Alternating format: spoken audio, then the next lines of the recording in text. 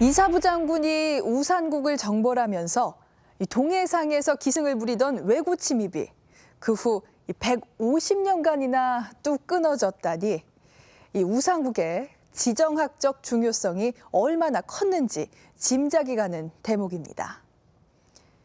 지금도 대한민국 주권이 미치는 3,358개의 섬 가운데 울릉도와 독도만큼 중요한 가치를 가지고 있는 섬도 없을 겁니다.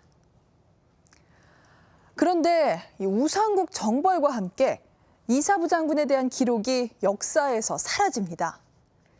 바로 법흥왕 제위 26년간의 일인데요. 그러나 540년 진흥왕의 즉위와 함께 이사부는 다시 역사의 전면에 등장하게 됩니다. 지증왕 때 우산국 정벌에 성공하면서 왕성한 활동을 하던 이사부 장군은 법흥왕으로 정권이 바뀌면서 역사상 아무런 기록도 남아있지 않다. 무려 26년 동안의 공백이었다. 그러다가 7살의 왕이 된 진흥왕이 즉위하면서 이사부는 다시 중앙정계로 복귀한다. 진흥왕 2년, 이사부는 당시 핵심 관직이었던 병부령에 임명되면서 내외 병마사를 겸하게 된다.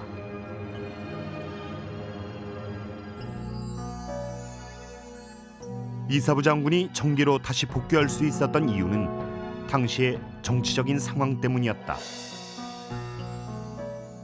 진흥왕이 나이가 어렸기 때문에 진흥왕의 어머니였던 그 지소부인이 태후였는데 태후가 섭정하는 시기였습니다. 그래서 실제로 진흥왕 이 초반부에 정권을 주도했던 그 최고의 실력자는 이사부였다고 생각이 됩니다.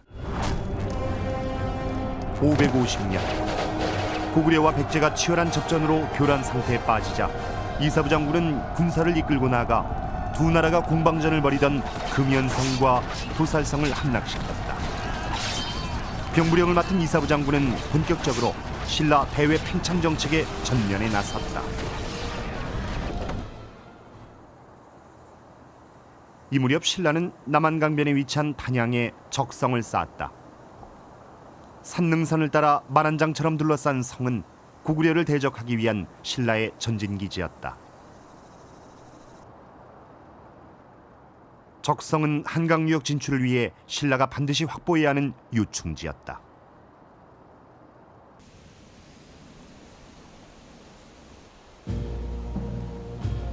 적성 안에 세웠던 단양 적성비에는 적성 지역을 점령한 후 공을 세운 사람들에게 포상을 하는 내용이 기록돼 있다.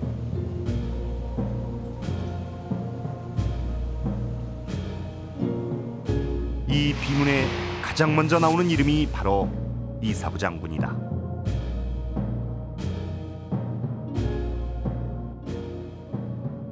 제일 첫머리에 그 이사부에 대한 기록이 나옵니다. 그러니까 모든 그 이제 남한강을 점령하는 그 주체 세력이 바로 이사부다. 이런 걸 그 단양 적성비를 통해서 볼 수가 있습니다. 100여 년 동안의 나제 동맹을 기반으로 신라는 백제와 함께 고구려 땅으로 북진에 들어간다. 뿐만 아니라 한강 유역을 점령한 신라는 서해 바다로까지 그 영역을 넓히면서 6세기 한반도의 새로운 강자로 떠오른다. 신라의 확장은 곧 가야 지역으로 이어진다.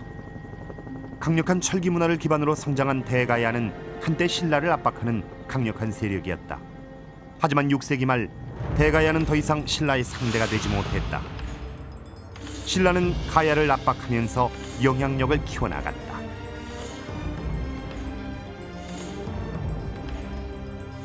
(562년) 마침내 진흥왕은 가야 토벌을 결정했다.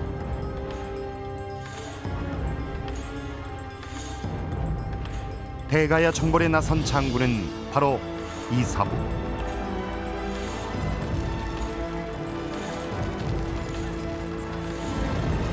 대가야 정벌은 신라의 세력 팽창에 또 하나의 발판을 마련했다.